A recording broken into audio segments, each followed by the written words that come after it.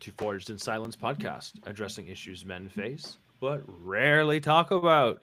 We're back again with another guest. Ryan is the guy that, as soon as this podcast come out, was the guy who caught me sharing it on Facebook and decided to come out and sit with me. And when I still have the sign, it's been a while since I've been out there, but he decided to come sit and chat, and we got to know each other a little bit and still catch up every once in a while. So it's been really cool getting to know you a little bit, Ryan, and also really nice to have you on the podcast. So I totally thanks appreciate it, man. thanks for joining us, and thanks for supporting this little venture. I call it a little venture now, Robbie. I took a look, and we've put out a fair amount of episodes already. We have. I looked today too. You got to scroll back a few pages now. Yeah, I know, it's like 31. This is episode 32 or something, Yep. I think. So, I mean, wow, time flies. That's quite a Time, few. Mhm. right? Yeah. So time flies, man. Time flies. Anyways, let's get this started. Ryan, how are you? Really? I'm doing pretty dang good personally. I have concerns with everything that's going on in the world, as we all do, but personally, I'm on a good level. Awesome. I try to keep my head clear and do what I need to do to keep my head clear. Excellent. So Who yeah, do you want to? Go ahead. I just want to make sure that other people are always taking care of myself. So that's always my biggest concern is taking care of other people. Yeah, I know you by sitting and talking to you and getting to know you a little bit. You're definitely a man with a big heart. So, I appreciate that. mhm. So who are you gonna lob it to, Ryan? I'm not sure. Start with you, Steve. How am I really? Hmm. I just finished scarfing down a bunch of food, so I got a full belly, so there no hangerness will happen. So there's at least if I start getting saucy on this episode, it won't be because I'm hungry. uh, but other than that, I'm doing good. I've had a good day. I've had a pretty relaxed day. We collected a bunch of the tomatoes that we had in the garden in our front yard because it's getting near the end of the season, and we've got baskets full of them from 3 plants. They were just wild animals, is what I was calling them. So we've got a lot of tomatoes to deal with here coming up, and I don't know. I would say I am doing fairly well. Looking forward to this week. I got a really busy week coming up, but normally that would give me some anxiety, but I think I'm in good shape for it. So I'm looking forward to it. Robbie, how are you? Really? I'm here. Excellent. That's always good. You Yeah. showed up. I showed up. Uh, Still dealing with that cold, so head is pounding still. Jumped in the shower before we started this to maybe relieve some pressure, and it worked pretty good. So I have a full belly too, so I'm not very hungry lately. So that's odd. So I forced myself to eat. I actually picked the last 3 tomatoes on my tomato plant today. Um, they were hiding under some leaves, and I found Mm-hmm. those little buggers down there in the bottom. So I got my last 3 tomatoes. I still have some green ones, but I don't think they're gonna make it. I got a busy week next week too. Got to do some traveling. Um, Going to Casper, Wyoming to do some work. But I'm in a decent place. I'm not in the best place mentally, but I'm good. I'm good. You've been slowly walking yourself out of not in the best place Yeah. ever since your father passed away. You've had Hmm. a lot going on. That is for sure. Yeah, that's to say the least. I'd have to go ahead. Before I go to bed on Sunday nights, it's like kind of preparing myself what's for the next week, and a mantra is like it's going to be a good week. Then something bound to happen. But I've been figuring out how to keep on plucking away. The struggle's real, but without these struggles, I wouldn't be who I am today. So, got to find some gratitude in it somehow. That's the best way to do it. I was waiting for you to say I wake up and I go to bed on Sunday saying I'm gonna have a great week, and then I wake up on Monday morning and it's a shit show. That's what I was waiting for you to say. Like I almost felt like you were loading the gun so you could say that, but you didn't. So I was happy that you have a positive attitude. You have a positive attitude. Yeah, got to keep it generally positive. speaking, you do. So yeah, 3 years ago, that probably wouldn't have been such a positive attitude. I didn't know you 3 years ago, so I can't say anything. You probably would have had a crap attitude.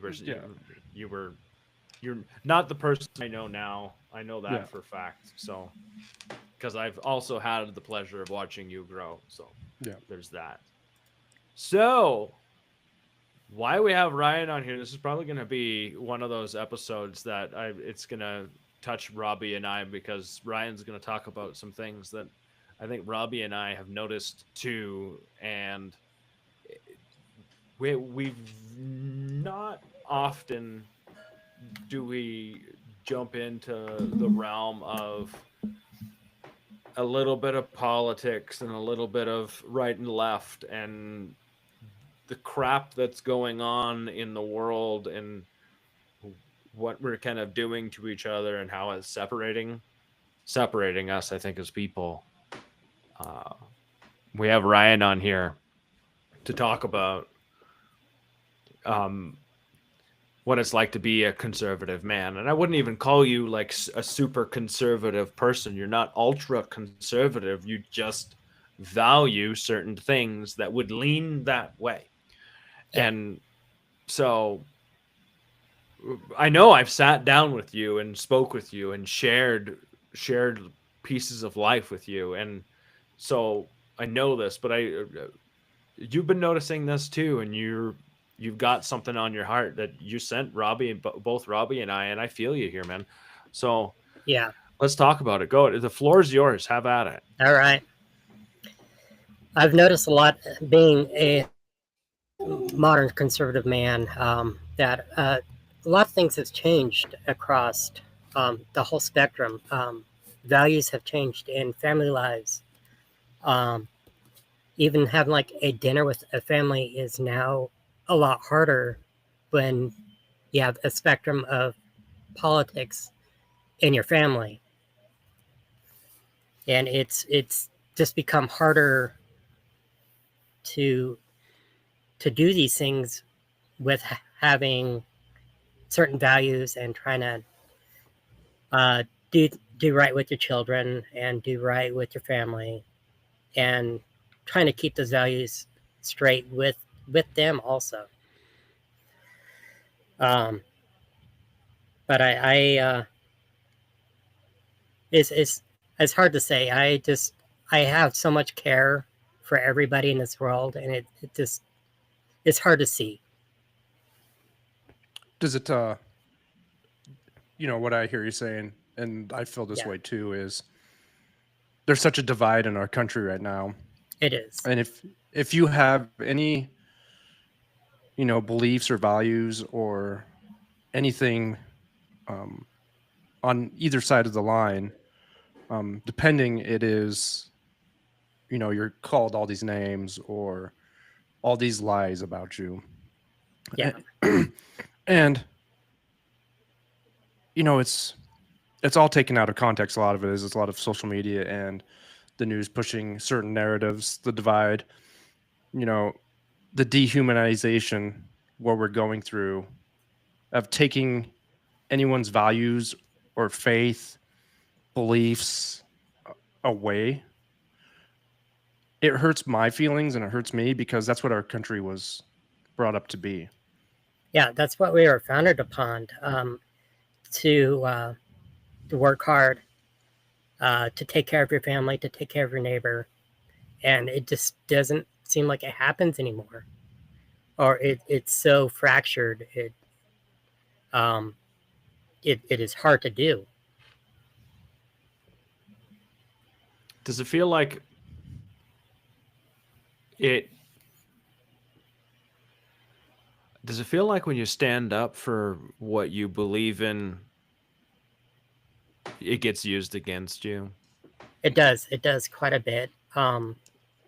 Personally, it has more often than it used to, which is, I think everybody should have their own personal values and thoughts, but it shouldn't be pushed onto other people because we live in America. We have the right to say what we want, to believe what we want, but you should respect other people's beliefs also. And I try to respect everybody's beliefs, and it just hurts when they sling mud onto your beliefs and you know it's not true. Yeah, I mean, eventually you don't want to go around defending it like a bully. Yeah. Because you know that's not right either. You know that's Yeah. not the way to get it's just not part of who you are, but you know that's not the way to share that message or share the values that you do have.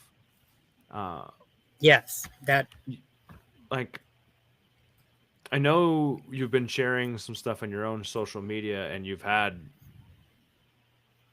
some fairly negative things happen in your life yes. because of that. And you're not an argumentative person.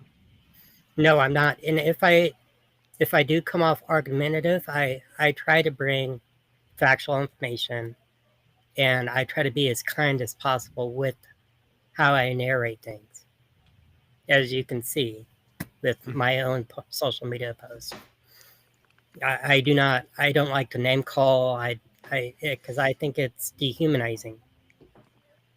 Well, like I just had a post recently that was about name calling, right? Like it Yeah. literally,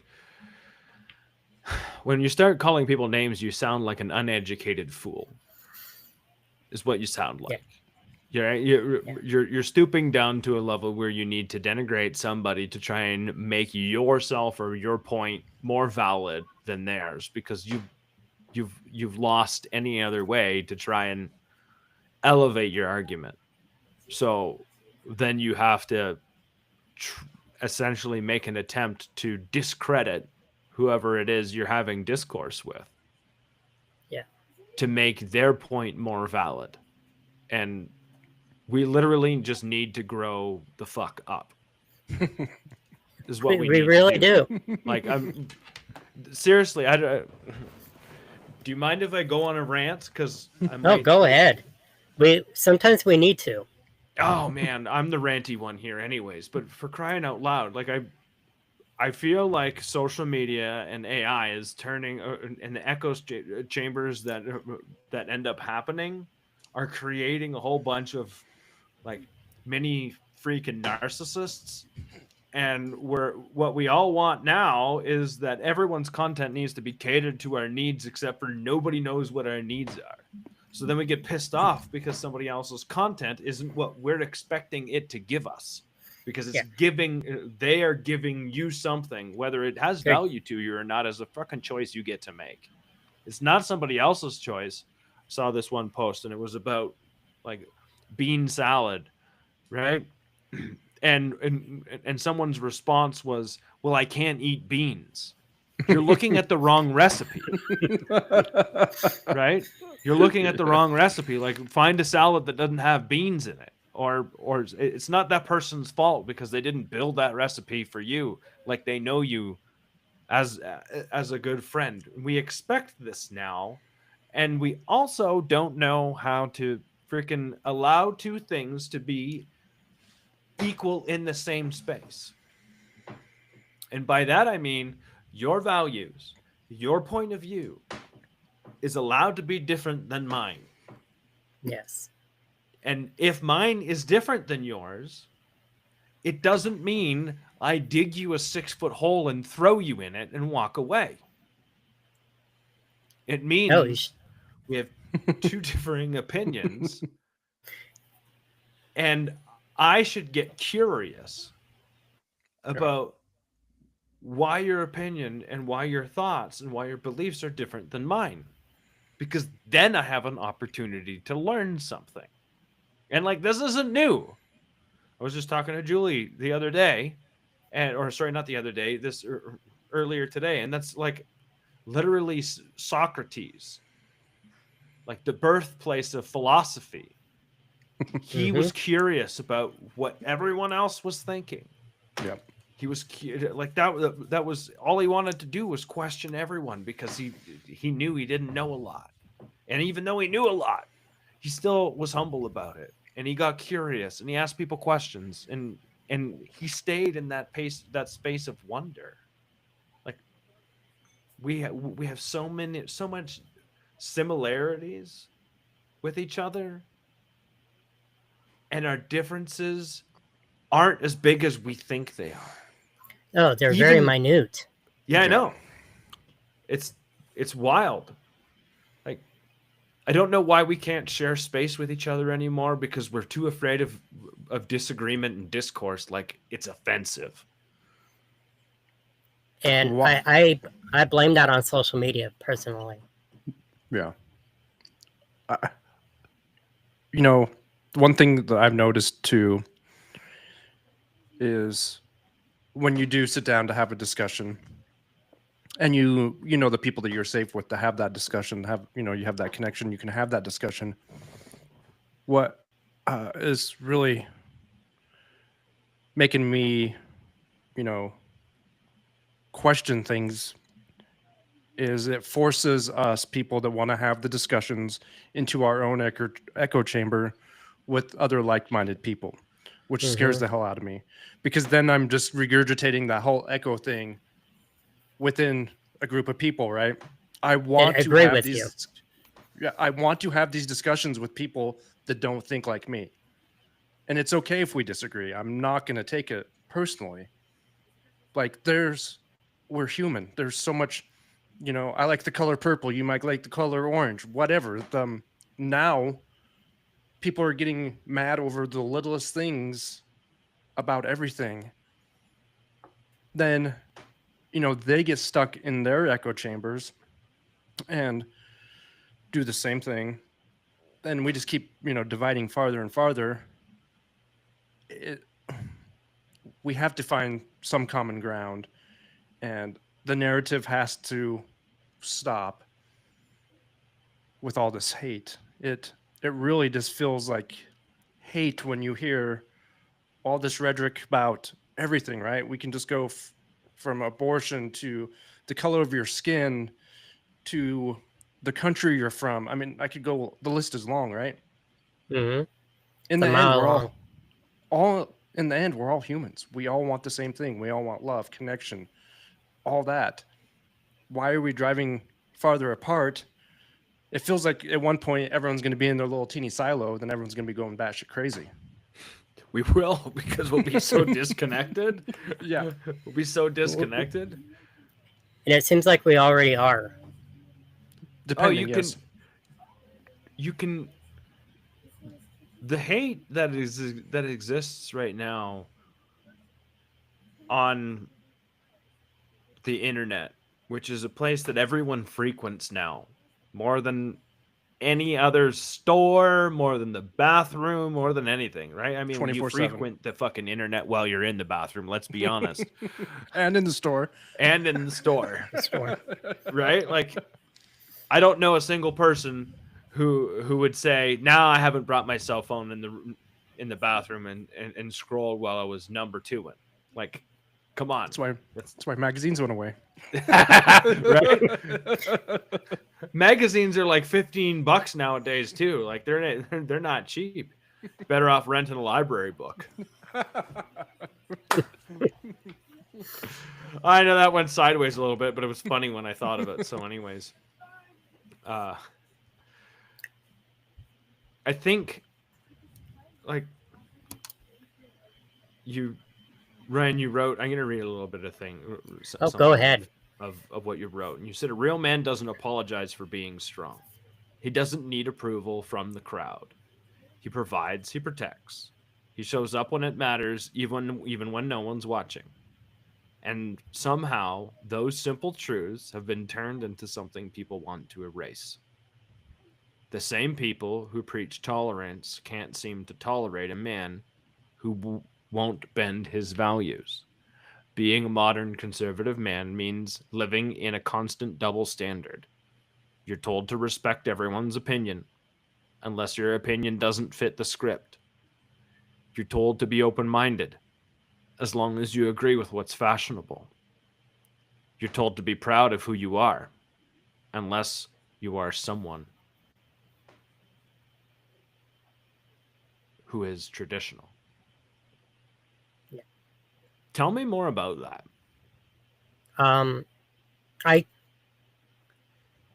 For me, it's I have a very traditional household. It's almost like the 1950s style. I'm a working dad. I have a stay-at-home wife who takes care of our children. I'm the breadwinner. I make sure our bills are paid. We got food on the table, a roof over our head. And then my wife takes care of our children, make sure they go to school, they get their homework done. She gets them to the activities they need, and we're there for one another daily. We try to spend at least an hour a day together, all on the couch, and talk and ask how your day was and what you did in school today, and how was your activities and that sort of thing. And it just seems like those values are starting to disappear. Yeah. And I would venture a guess that if you were to tell someone that that's how your whole household is run, they would probably say something about, I would guess that you're probably controlling your wife. She's probably unhappy, and she's probably there's a whole plethora of negative things in my head that go through my head that I can imagine you've been faced with. And she absolutely loves what she does. I don't think she would change anything in our world to do what she's doing. And I think being a mother is the thing that makes her the best thing in the world. She is a great mother. And is that something that she's faced negative attention with? Yes. Yeah. On top of we are also in a biracial relationship. Mm-hmm. I'm white and she is African American Black, and it just we stick out like a sore thumb most of the time. Mm-hmm. I'm not very big. I'm only like 5'5", and she's 5'7", so she's 2 inches taller than me. And then with heels, she's like 6 feet tall. So I look like a child. I bet I could just imagine in people's eyes that they believe that she runs the show with where we're at in this world. Just, they don't know you, right? You guys are in the store and first looks at this family. Yeah. I bet a lot of people like, oh, she runs the show. She is whatever. When I was hearing you say that, people are so judgy now. They are. And it's sad. It's I think just traditional values have just disappeared. That's my biggest concern, is what happened to wanting to stay home with your children and taking care of them and making sure they get the right education that you want them to have, instead of letting society raise your children. I agree. And the cost of childcare Yeah. is usually, if there's the two parents are working, one salary goes to childcare. Yes. Which So that makes absolutely no sense.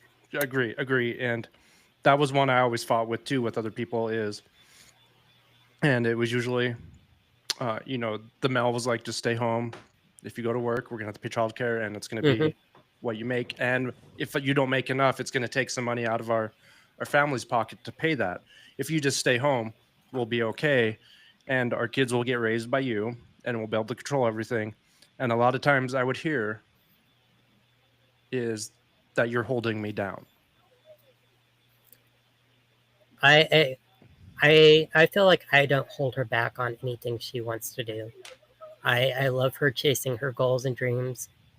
All the sides hustles that she tries to do, I try to encourage it because being creative in your life is the meaning of life is to be creative, and we have to become more creative with how things are going into the future.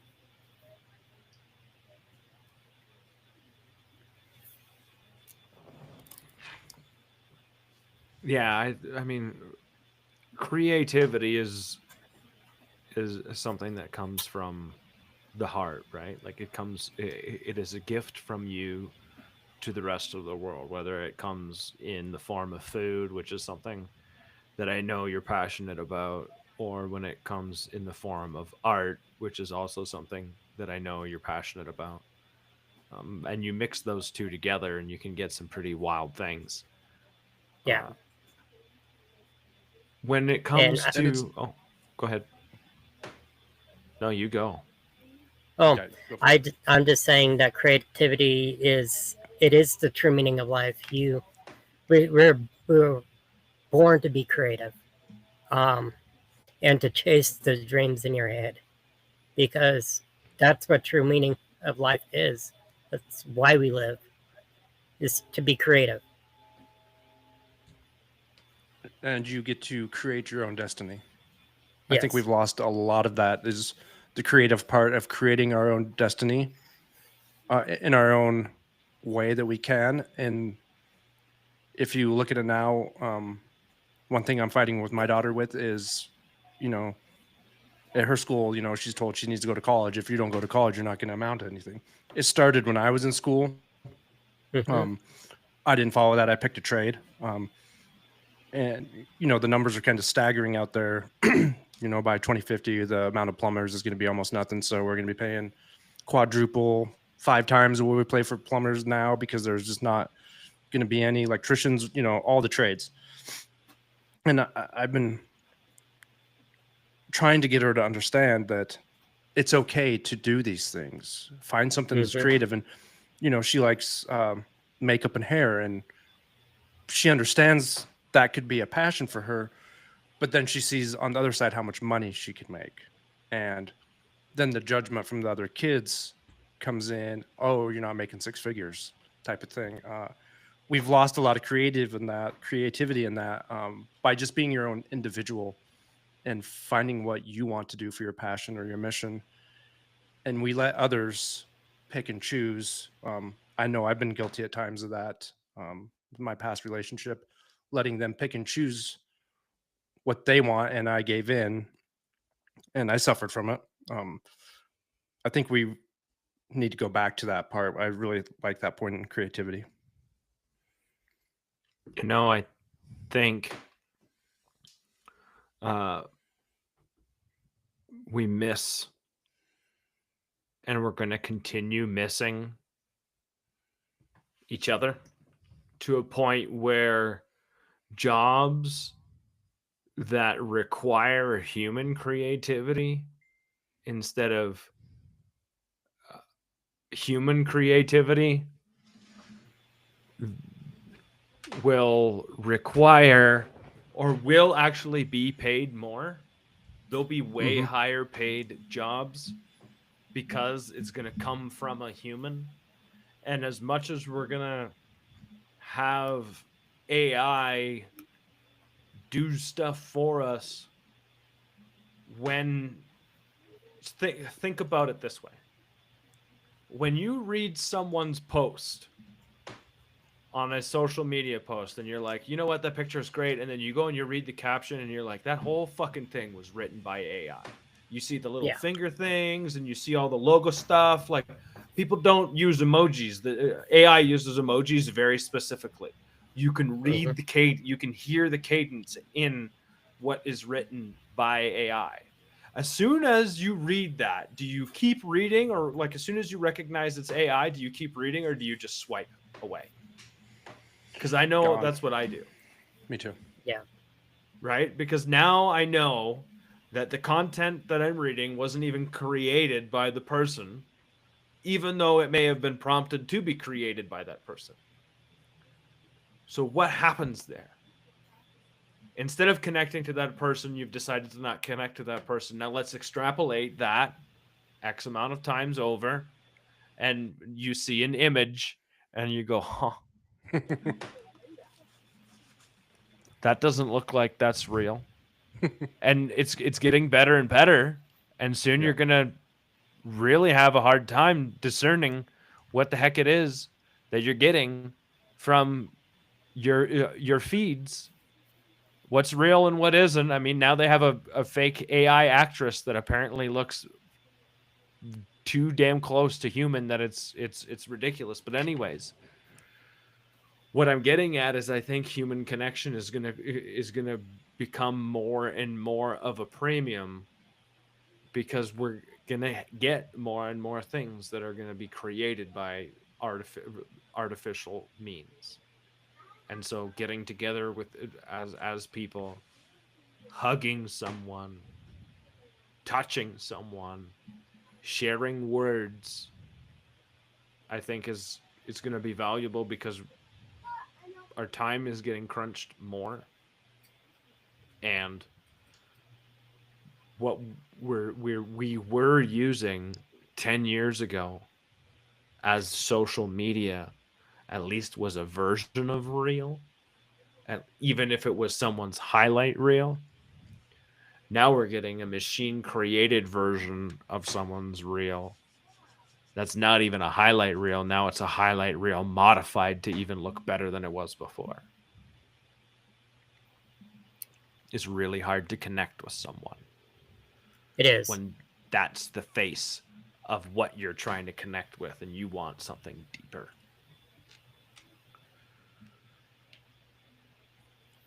I was actually talking today about that with my mother. We were at Restoration with my food truck, and we were talking about AI and how it's going to probably take over the music industry also. And you won't be able to go see a concert because all of this music can be AI generated. So it's going to be cool to go see a local band again. Yeah. It's gonna be interesting to see. I keep seeing this thing that says we're gonna lose a shit ton of jobs to AI, and I think we're gonna lose some. But there's a couple other things. I think we're freaking. First of all, freaking out for not near as big a reason as what we should be freaking out about. Because I don't think it's the replacement of jobs that's going to be the problem. I think once again, we're going to be way too disconnected, and I think that's going to be the problem. We have bigger problems than what AI is. Yeah. The other thing is it takes businesses a long time to adopt new technology. It's out there. We are spending money on it left, right, and center, and it is getting smarter by the minute.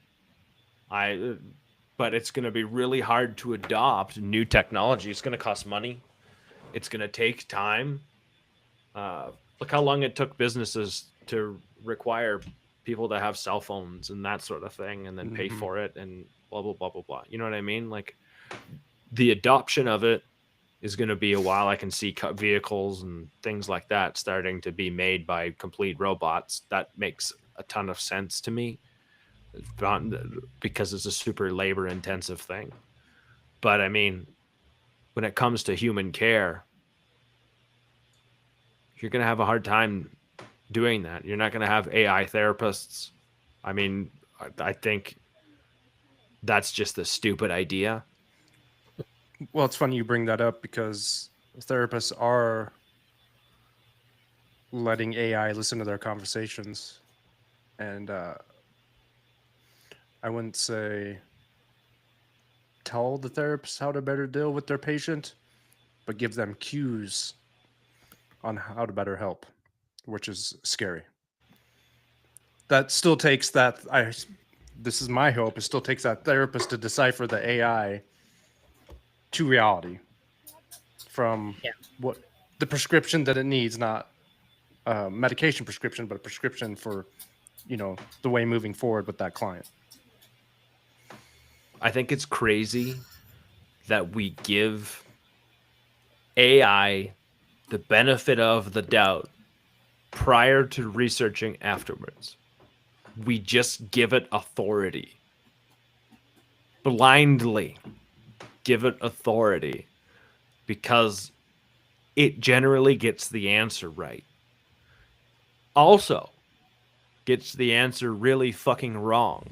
There was an accounting firm, Deloitte, who had a whole report written by AI, and it failed miserably, $440 million. And it failed. The AI failed miserably. I saw it on the news, and it failed miserably. I mean, I don't blame them for trying to use it and being more effective and blah blah blah blah blah. But when you have a massive report that has a whole ton of pages and it, because AI does a fantastic job of filling in the blanks and making stuff up when it gets it wrong, so it just assumes things and then it just creates. So it grabbed a case that didn't exist. And created it and made it used as evidence. It was wild. But anyways, I guess the point I'm making there is it's interesting to me how we give it so much credibility without researching it after. I mean, us as humans do that anyways. How many times have you watched one post or read a post or saw someone else's idea and thought, that matches my values. I wonder if that's correct though. I wonder if the information they're sharing with me is actual information or if it's just a bunch of bullshit. And because you tell me if the stuff you see on the online nowadays, do you question whether it's actually valid or not? I question everything, personally. Mm-hmm. Yeah, I think that's a smart way to go nowadays. Mm-hmm. I always say confirm. Go ahead. And analyze, confirm, and research. I started questioning things at a very young age from the state I lived in. Growing up, religion was pushed in that state heavily, even though there was supposed to be a separation between state and religion. Didn't matter. It was pushed. They snuck it in there. So at a very young age, I questioned everything, and that has done me wonders in life. And I can think about 5 years ago when we were pushed a lot of stuff that wasn't researched. I think you all know what I'm talking about. And look where we're at today. There is still people out there pushing that same narrative to other people that, I mean, the facts are there. I mean, the receipts are there, but they still don't believe it because of wherever they were told that. They took it to heart because that's their people. That's their thing. How could they tell me a lie? And unfortunately, it's a lot of the older generation too. Because what was wrote in the newspaper was true. And that's how they got their news. Or then, the nightly news. That was all true. We've been lied to for the beginning of time. Yeah. To think that our government, our religions don't lie to us is, in my opinion, a bad way to live. That's my rant for now.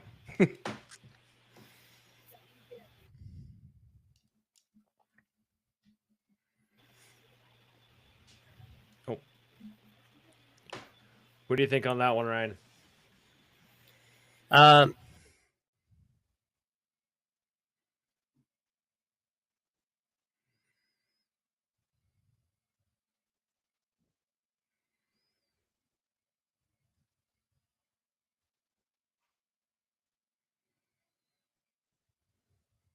He froze. Hopefully, it's recording whatever he's saying. We're gonna find out in a minute. Yeah.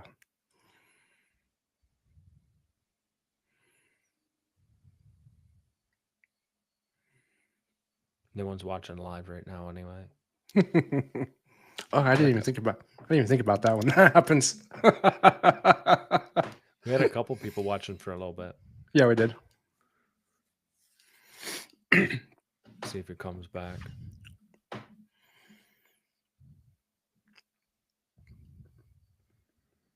I think when we get talking about values and we get talking about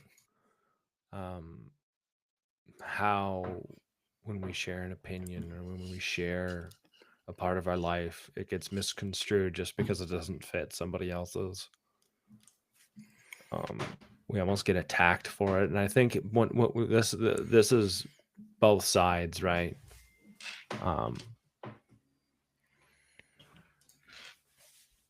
It's both sides.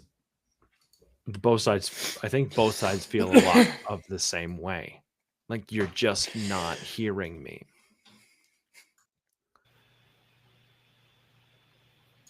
Yeah, we got him back. We're just not. It's all good, man. It's all good.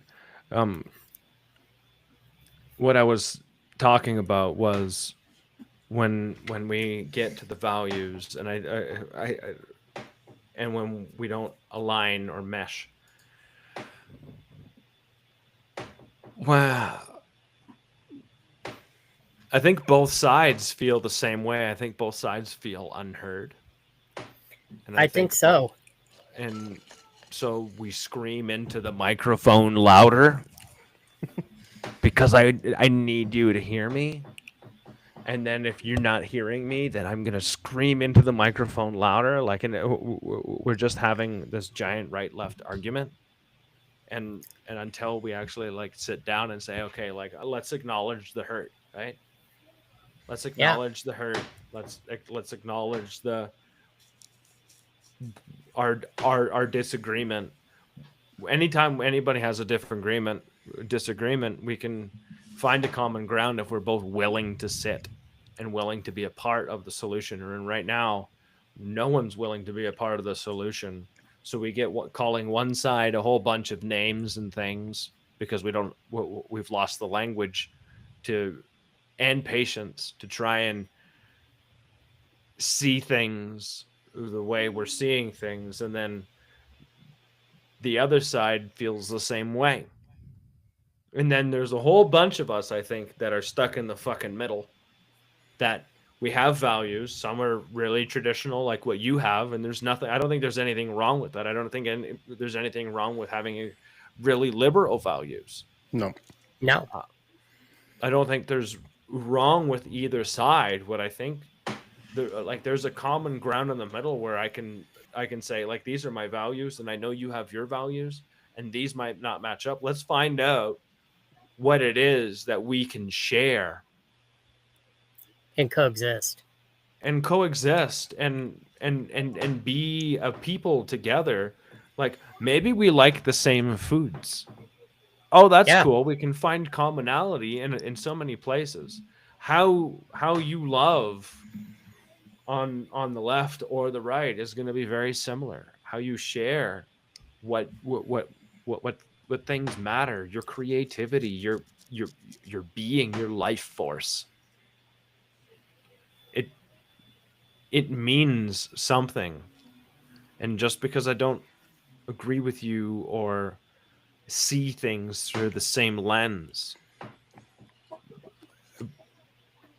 we've really got to stop screaming at each other and start taking, I call this the allergy, the accountability allergy. I think like a lot of us are a lot of the people, it seems like, especially when we start into blame, that we're missing fucking accountability. We're missing saying, yeah, I am a part of this problem too. We're not humble anymore.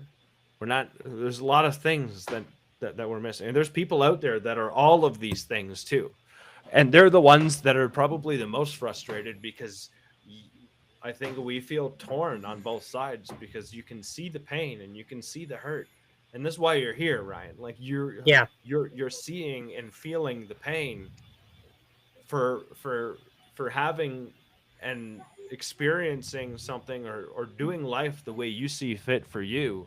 Just because it doesn't match Sally's down the road or Dawn's over there doesn't mean you're doing it wrong. It means you're just doing it different, just like they're doing it different. They see it differently. And I respect them. Mm-hmm.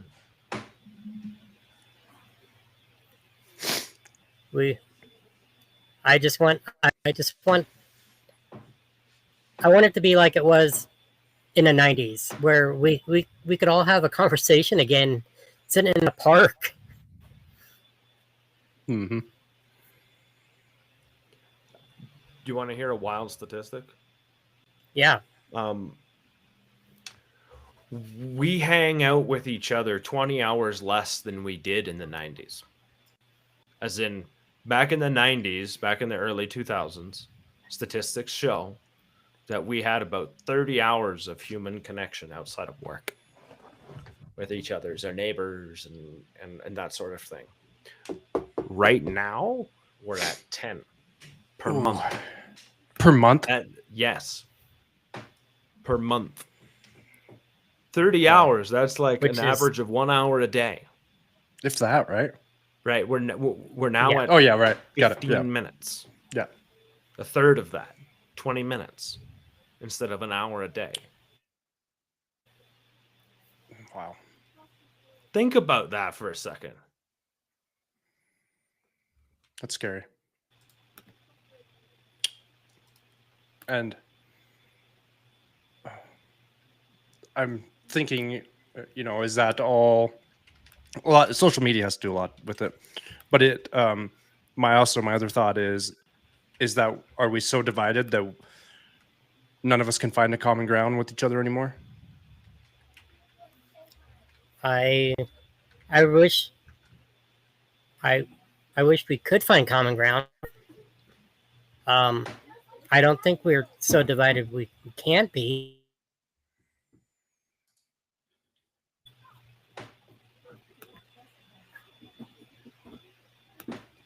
I think there's still hope. Sorry, my computer keeps...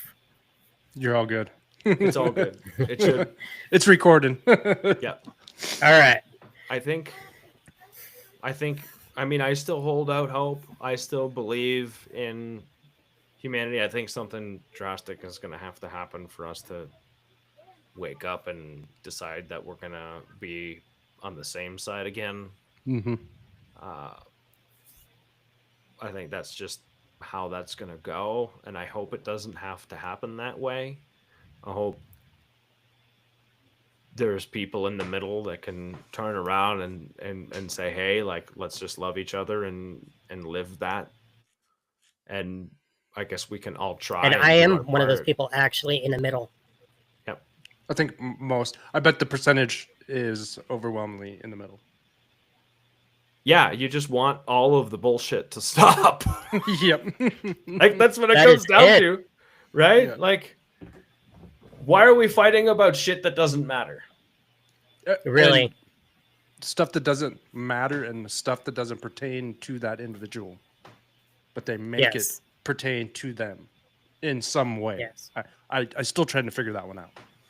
Yeah, I've been trying to figure that out forever. I deal with it all the time. I bet. Well, I do. Yeah, non-traditional marriage, non-traditional household, biracial marriage. Like, there's a lot of things in there that you would think nowadays we would look at and be like, oh yeah, that's a fairly normal thing. You know what I mean? Well, that's it's weird that you just said that because it wasn't normal. Then it was forced to be normal, and when you actually do it, it's not normal. I Right? think you nailed it. You nailed it. Yeah. You nailed it. Isn't that what society is right now anyways? It You is. should do the thing, and then you go and do the thing, and then you've done it wrong. Yep. I did it all wrong, I guess. You know what that comes down to?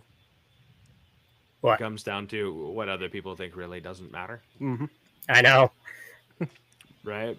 It comes down to growing a little bit of a thicker skin. It comes down to Oh.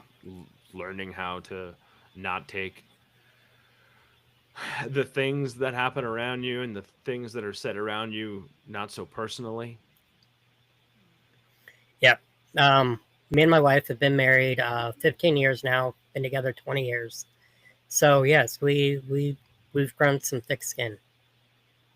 I imagine so. So Grown some thick skin together yes, and shared it together. yes, That Which- I bet that bond is something most humans will never see in their lives. Yeah. The bond that you guys have created just do, and I don't mean this in any bad way, the differences of your growing up, Yeah. then meshing together and creating a new life together with those differences has got to be super meaningful. it is. I grew up in a single parent household, homeless most of my childhood, and she was an army brat. Hmm. So yeah, we came from two different lifestyles, met in high school, and we've been together since, and it's absolutely amazing. That just goes to show that connection can happen anywhere, with anyone, for anyone, when we're open to receive it. Yes. No matter the color, And- no matter the values, no matter the religion, no matter whatever it is.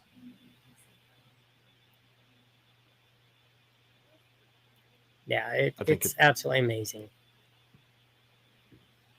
Robbie, what do you say we work on closing this one out? Yeah, I think we've hit some interesting topics, and really enjoyed this conversation with you, Ryan.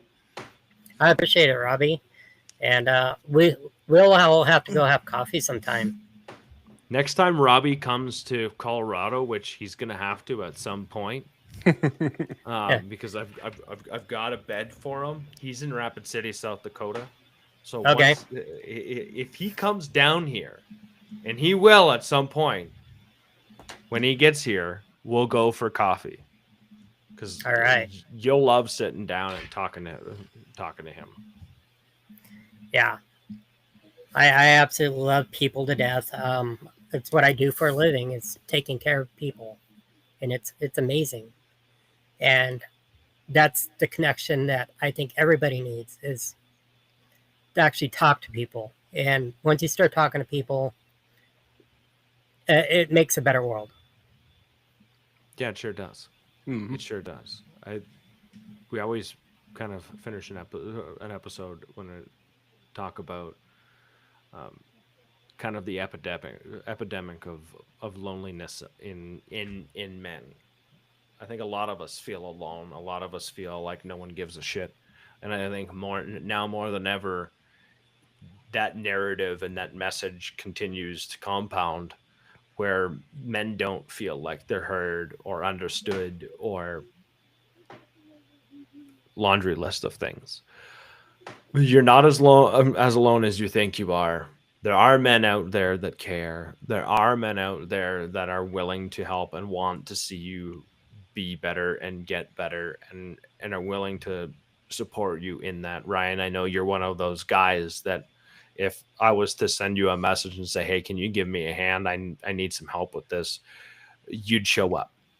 Yes, And- I try to do that for anybody and everybody. Right. And I think there are more men out there that are willing to help and watch others grow than we give credit for. But I think generally they're out there doing their thing, taking care of their businesses and what's important to them. And if you seem to cross paths with them, you can that's kind of how you find out who and what they're all about. We're out there, reach out. You can find me and myself and Robbie on Instagram. Feel free to reach out to us. Ryan's on Facebook. Ryan, do you want to tell everyone a little bit about what you do, just to let anybody know? Yeah. So I own and operate a truck. It's called the Dynamite Gal. It's a Asian fusion food truck based here in Grand Junction, Colorado. I'm a passionate chef. Been doing it for 27 years. I'm a professional ice carver, pumpkin carver, and I just, my whole world evolves around making sure people are good. Other people, that makes me happy.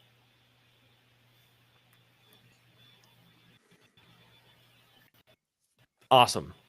Well, I said, if anybody is interested in reaching out to any of us, you know where to find us. Thanks again for listening. Thanks again, Ryan, for joining us and being a part of this conversation and starting to broach this topic that has to do with values and the things that we feel that are disconnecting us from,